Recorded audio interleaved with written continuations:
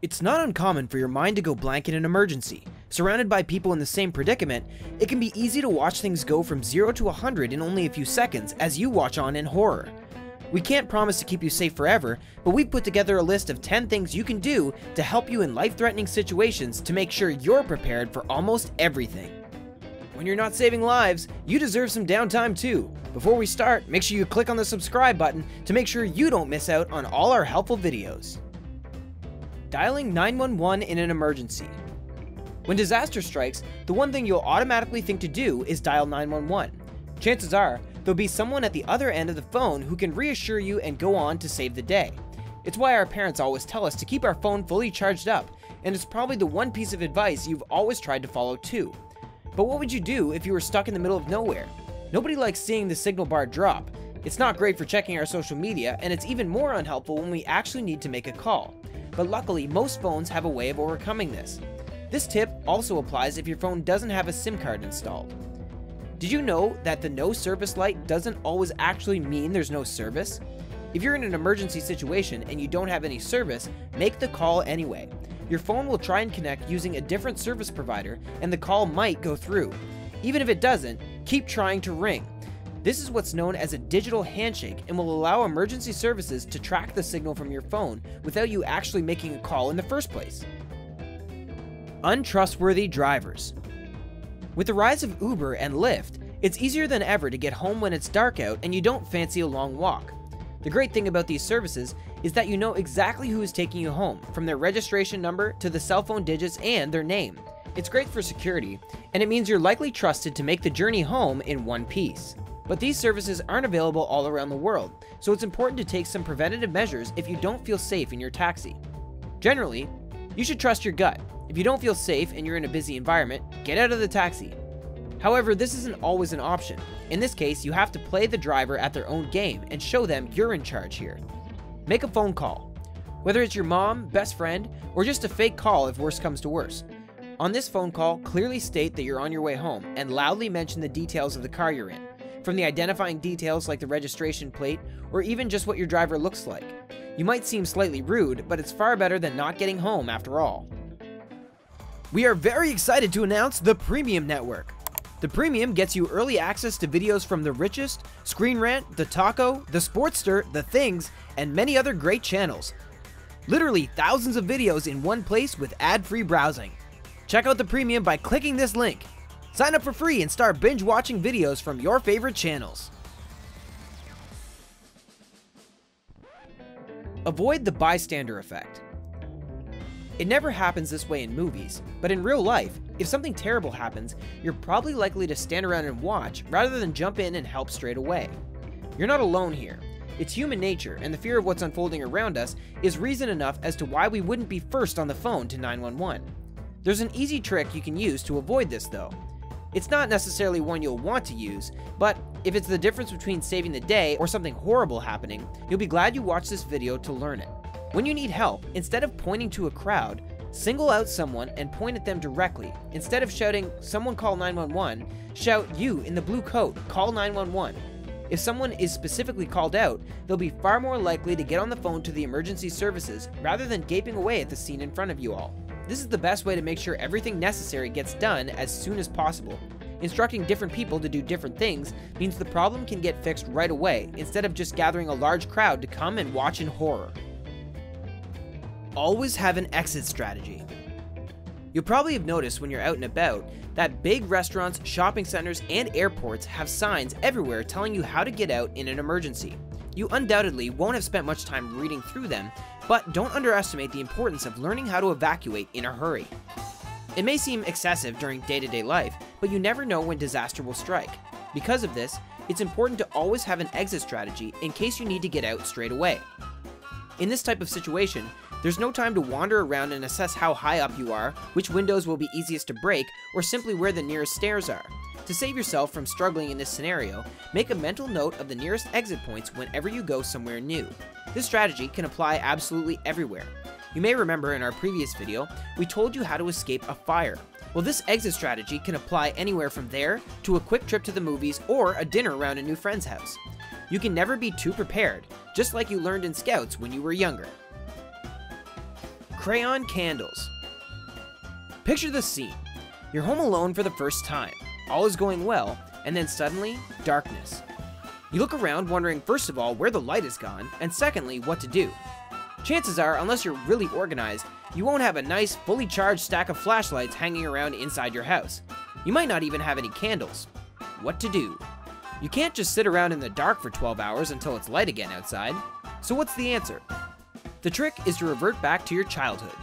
We're not asking you to bring out your dolls and have a tea party, but instead to hunt down those old crayons you've got lying around and use them to carefully restore the light in the house. Candles are made of wax, which coincidentally is the same as crayons. Therefore, crayons make great candles in an emergency. Although they're pretty small, the average crayon will burn for 30 minutes. So, if you've got an old pack left over from your coloring days, they're the perfect accompaniment if you find yourself stuck in the middle of a power outage. All you need to do is set the paper and a light, and it'll act as a wick and start you off instantly. Use pants as a life jacket. Even the strongest swimmer can be worn down by tough currents, so it's important to preserve your energy if you find yourself out of your depth in the water. If you don't have a life jacket on hand, there's another easy solution that could very well save your life. When you're in the water, remove your pants. And no, we're not joking. Make sure the flies are done up and any pockets are done up too, because you're going to want as little air to escape as possible. Once you've done this, tie a knot in the bottom of each pant leg. Make sure it's secure and very tight, because this will be what keeps you afloat in an emergency. Once you've done this, open the waistband and try to get as much air flowing into the pants as possible.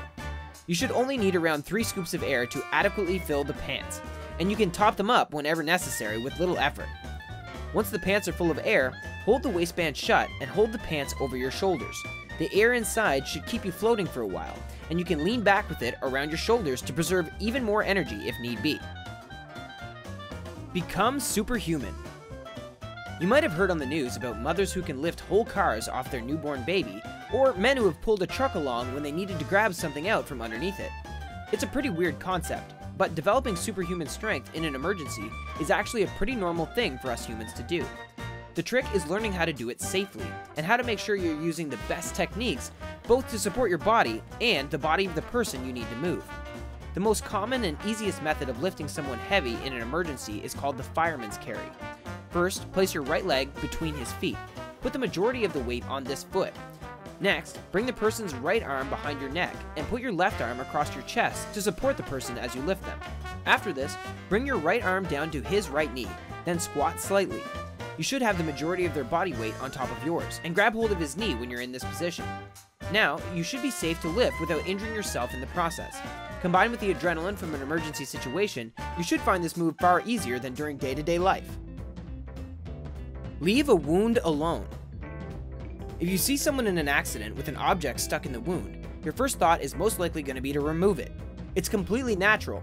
The thought of something sticking where it shouldn't be, combined with a person obviously in pain, is enough to get us to want to fix it as soon as possible. But this could be doing a lot more damage than good. And why is this? Although your friend might be in a lot of pain, the most important thing is to stop them from bleeding. Blood loss is far more likely to end them than an object stuck in their arm, for example. And what this object is doing right now is preventing the body from bleeding a lot. Therefore, as soon as you remove the object, there is far more potential for blood loss and worse. Instead, assess the situation and call emergency services. Apply pressure to the wound by tying a piece of clothing around the nearby area. You want to reduce the blood flow as much as possible. Then, wait for the 911 responders to arrive, who can decide whether or not it's safe to remove the object there and then, or whether they should wait until they're at the hospital instead. Deal with seizures. Are there many things scarier than watching someone have a seizure? Unless you're someone who experiences them regularly, it's a situation none of us want to find ourselves in, for fear of doing the wrong thing. Luckily, it's quite straightforward. If possible, check the person's wallet for any information about their seizure. Chances are, if they're epileptic or similar, they'll have a detailed guide on them to assist those who happen to be nearby when it strikes. If you can't find information, make sure the person is safe from injuring himself further. Remove any dangerous objects nearby and cushion their head with a coat or a bag if you've got one on hand. Next, time the seizure. This is useful information when they're recovering, and is also a big help to the emergency services. Once they've stopped seizing, put them on their side in the recovery position and make sure they're comfortable. Stay with them until help arrives and try your best to reassure them that they're okay. One thing you most definitely shouldn't do is put something in their mouth. This is usually the procedure you'll see in the movies, but it's an easy way for a person to choke. Also, make sure you don't try and restrict their movements during the seizure, and don't try to move them from where they are, just in case they're injured. Keep your car keys next to your bed. Most of us leave our keys by the front door. It makes life just that little bit easier when you're in a rush, and means we always know where to look just before we leave the house. But did you know that keeping your keys next to your bed could save your life one day? Firstly, if someone breaks into your house and your keys are by the door, you're practically offering them access to your new truck.